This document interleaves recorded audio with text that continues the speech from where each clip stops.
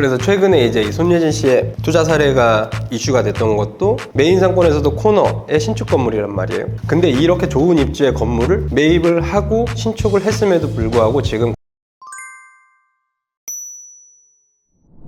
네, 안녕하세요. 빌딩 와이즈입니다. 네, 오늘은 이제 최근 언론에서 많은 이슈가 됐던 강호동 씨 그리고 손예진 씨에 대한 부동산 투자 관련해서 여러 유튜브 컨텐츠라든지 뉴스에 보도된 내용들이 어떤 내용들이 있는지, 그리고 이 연예인들은 어떻게 투자를 했는지에 대해서 그 사례를 가지고 오늘 영상을 찍어보도록 하겠습니다. 오늘 영상은 최근에 출연을 많이 해주고 계신 성현준 팀장님과 같이 한번 촬영해보도록 하겠습니다. 안녕하세요. YG중개업인 성현주 팀장입니다. 일단 최근에 강호동 씨가 이제 신사동 물건을 매각을 했다라는 보도들이 막 나오면서 이슈가 됐었잖아요. 그동안에 어떤 히스토리가 있는지를 좀 팀장님이 설명을 해주면 좋을 것 같아요. 강호동 씨는 2018년에 가로수길 건물을 141억, 평당 2억 4천에 매입을 하셨고, 그래서 6년 정도 보유하시다가 2024년 11월 166억 원에 매각을 하셨어요. 시세 차익은 숫자로만 보면 25억인데 실제로는 뭐 대출, 금융비용, 그 다음에 취등록세, 양도세, 그리고 이제 그 돈을 가지고 다른 물건들은 엄청 많이 올랐잖아요. 6년 동안. 기회비용까지 감안하면은 순이익은 지금 숫자보다 훨씬 낮을 수 있을 것 같다는 생각이 듭니다. 141억에 매입을 하고 166억에 이제 매각을 해서 표면상 보이는 수치는 25억이지만 사실상 거기에 들어가는 각종 세금, 금융비용을 한다라고 하면은 순이익이 그러면 좀 더 낮을 수 있다, 이 말씀이신 거잖아요. 네, 맞습니다. 네, 보통 일반 사람들이 봤을 때는 6년 동안 25억이면 대단히 많은 금액을 남겨서 판 거 아니야, 이렇게 생각을 할 수도 있지만 세세하게 뜯어보면 최근에 6년 동안 부동산 가격들이 올랐던 거에 비하면 손이익이 생각보다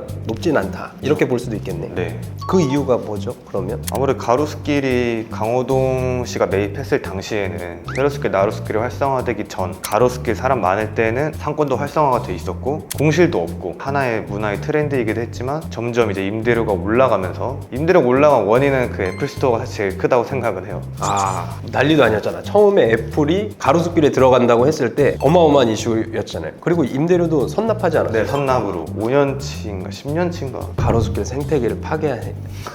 그쵸. 그래서 이제 거기 이제 건물주분들 너도 나도 저만큼은 이제 받아야 된다 하면서 기존의 상인분들도 나가게 되고, 임대료를 이제 감당할 수 없으니까 이제 그 안쪽 상권으로 이제 들어가면서 오히려 안쪽 땅값이 더 오르는. 사실 그 이전부터 가로수길은 이제 임대료가 싼 편은 아니었긴 했는데 거기에 이제 쐐기를 막았던 게 이제 애플이었고, 애플이 그 비싼 임대료를 선납을 하면서 파격적인 임대 조건으로 들어오면서 이제 인근 소유주분들도 이제 기준점이 이제 애플이 되었었고, 각양각색 특성이 있었던 자영업자들이 임대료를 당연히 감당할 수 없으니 이면으로 점차 밀려서 들어가다 보니까 이제 지금의 뭐 세로수길, 나로수길 이런 게 이제 발전을 하면서 또 그 인근 집가도 또 상승하는. 네, 맞습니다.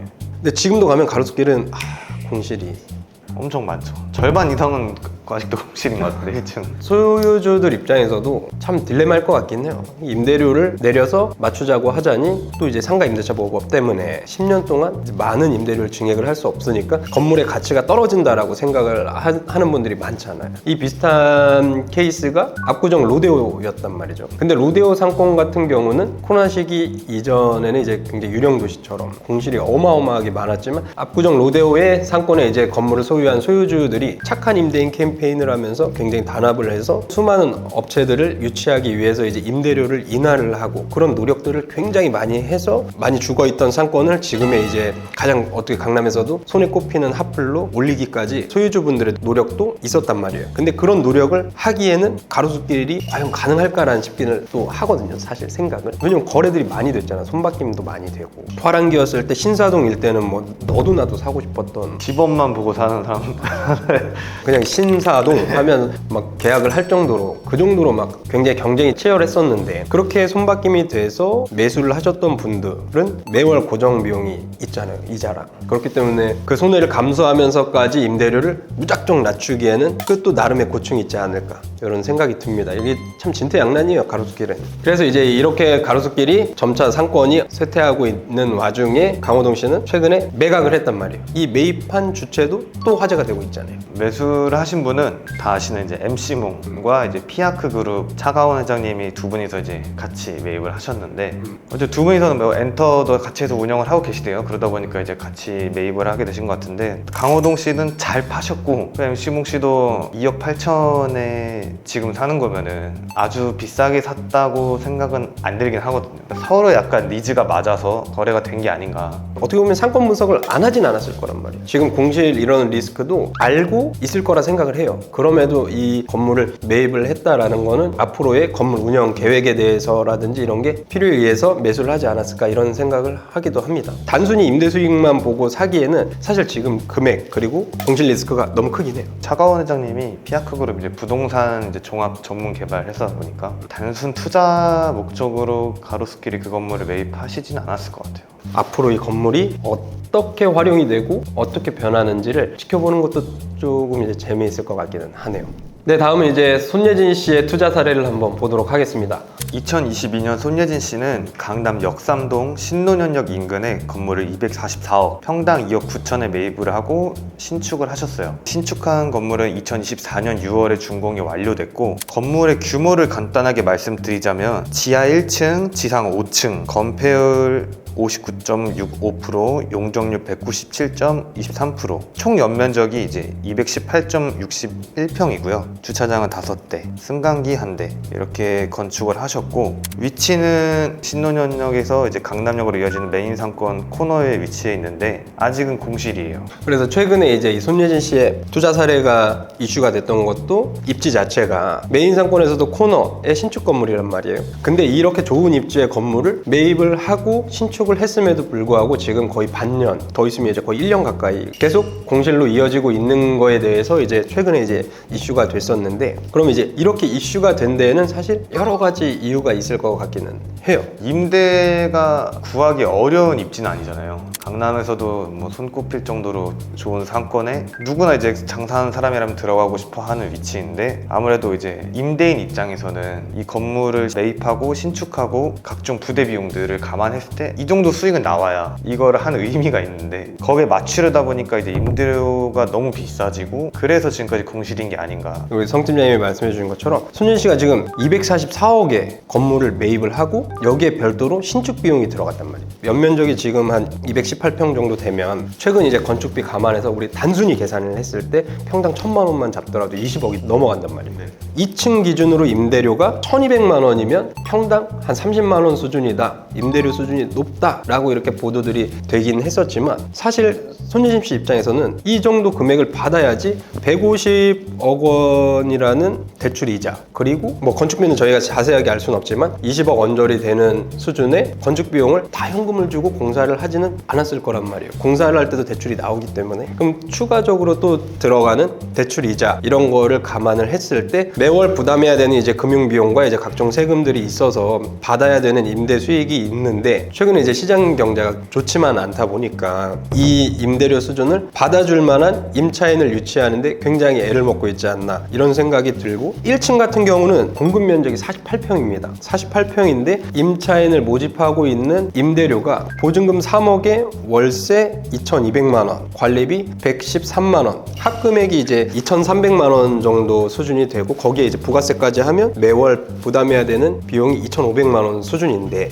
1층 공급 면적당 평당 임대료가 약 이제 한 45만 원 수준이란 말이에요. 근데 이 45만 원이라는 임대료 수준이 코로나 이전까지만 하더라도 그때는 이제 권리금이 없는 이런 상황이라고 하면은 충분히 들어올 수 있는 상권이었습니다. 하지만 지금은 자영업을 하기에는 이제 매출이 예전만 하지가 않아요. 아무리 상권이 좋다라고 하더라도 이전보다는 이제 매출이 줄어든 거는 사실이고, 이 비용을 매월 부담해야 되는 임차인들 같은 경우에는 단순 계산을 하더라도 보통 자영업자들이 월 매출의 한 15에서 많게는 25% 정도를 월세로 이제 책정을 하는데, 요 1층에 들어가서 장사를 하려면 월 매출이 최소 1억은 나와줘야 돼요. 근데 지금 아무리 상권이 좋다라고 하더라도 굉장히 부담스러운 금액이긴 하거든요. 그렇다 보니까 이게 아무리 메인 상권이고 무권리로 들어갈 수 있는 장점이 있지만 이 매월 고정 비용을 부담하기에는 지금 시점의 자영업자들에게는 굉장히 부담스러울 수밖에 없을 것 같아요. 그리고 이 정도라면 사실 기업 프랜차이즈 업체들이 입점을 해야 되는 것도 맞아. 자리만 먹고 찍고 들어와야 되는 것도. 근데 그마저도 일어나고 있지 않은 상황이죠. 인근 시세 대비 사실 임대료가 신축이기 때문에 비싼 거는 당연한데 그래도 아직까지는 금액 차이가 많은 것 같아요. 손예진 씨 건물 같은 경우는 자영업, 기업들의 이제 매출, 시장 경제에도 굉장히 영향을 많이 받을 수밖에 없다. 상권은 너무 좋지만 거기에서 사업을 영위해야 되는 사람들의 사정을 감안을 안 할 수가 없다. 이런 생각이 듭니다. 그렇기 때문에 공실이 이렇게 많이 늘지 않았을까라는 생각을 해요. 네, 맞습니다. 그리고 지금 손예진 씨 건물 같은 경우는 월 이자만 거의 5천만 원 정도 나온다고 하는데 뭐 각종 부대 비용, 뭐 관리비 그런 거 감안하면은 그래도 한 달에 6천만 원 정도는 그 건물에서 나와야 어떻게 건물을 유지하고 초기의 목적을 달성할 수 있지 않을까 싶은데 언제쯤 맞춰질 것 같으세요? 이거를 이제 버티고 버티다 보면 언젠간 맞춰지겠죠. 근데 이게 사실 쉽지 않거든요. 5천만 원을 아무리 연예인이지만 5천 이상 가까이 되는 돈을 매월 비용을 막 부담해야 된다는 게 쉽지만 않거든요. 근데 이게 단기간에 끝날 것 같지는 않단 말이야. 매월 5, 6천 가까이 나가는 돈을 될 수 있으면 줄이는 게 현명하기는 하죠. 월세를 좀 낮춰서라도. 그렇죠. 일단은 소나기는 피해야지. 그렇다고 해서 너무 낮게 맞춰야 된다라는 건 아니지만 그래도 매월 지출을 조금이라도 이제 줄일 수 있는 방향으로 방향을 좀 잡아야 되지 않을까라는 생각을 합니다. 이게 너무 이제 낮추면 안 돼. 내 건물 가치 떨어져. 이 생각만 하기에는 지금의 이 내리는 소나기가 아닐 수가 있지. 보유 기간을 좀 늘려서라도 임차인과 협의를 해서 증액을 한다라든지 이런 식으로 차차 올려서 재매각을 하는 이런 방법도 감안을 하고 임대료를 조금 조정할 필요가 있다. 입지 자체는 굉장히 좋은 입지에 잘 사셨어요. 다만 아쉬운 부분이라고 하면 지금 시장하고 임차인을 유치해야 되는 시점하고 이걸 뭐 예상을 할 수 없는 부분이기 때문에 손예진 씨 입장에서도 안타까울 수밖에 없을 것 같아요.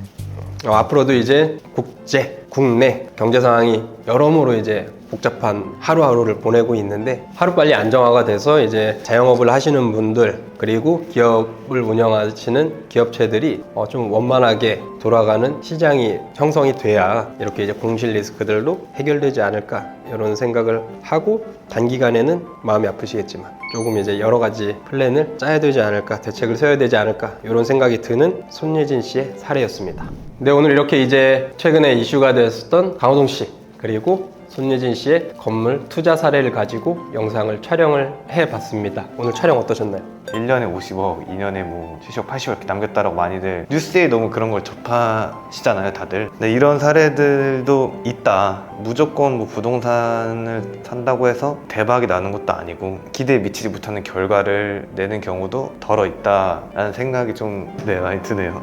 연예인들 같은 경우는 이제 모든 대중의 이제 관심과 사랑을 받고 지내는 분들이잖아요. 그렇다 보니까 너무 좋은 모습과 투자도 성공 사례들이 많지만 한편으로 오늘 영상에서 보셨던 것처럼 조언을 해주는 컨설턴트들이 많은 연예인들이라 할지라도 이 어려운 시장 상황을 피해가기에는 힘들다. 그렇기 때문에 이제 일반 투자자분들께서도 오늘 사례를 보셨던 것처럼 분석을 해야 될 게 많습니다. 많기 때문에 좋은 이제 컨설턴트를 만나서 리스크들을 하나하나 제거해 가는 게 아무래도 많은 도움이 될 것 같습니다. 그래서 이제 오늘 영상에서 이제 아쉬운 부분에 대해서 이제 체크를 조금 많이 하는 시간을 가졌습니다. 이런 내용으로 영상을 촬영하게 된 이유도 앞으로 이제 투자를 하실 때 보다 신중하고 리스크들을 체크하자는 이제 취지에서 이제 영상을 촬영하게 된 거니까 이 부분을 이제 참고해 주시면 될 것 같고 문의 주셨을 때 리스크를 제거하는 일은 저희 회사 같은 경우는 저희 담당자들이 굉장히 잘해드릴 자신이 있으니까 많은 문의 주시면 투자자분들과 고민하고 해결책을 만들어내도록 한번 해보겠습니다. 그럼 오늘 영상 여기서 마무리하도록 하겠습니다. 시청해주셔서 감사합니다.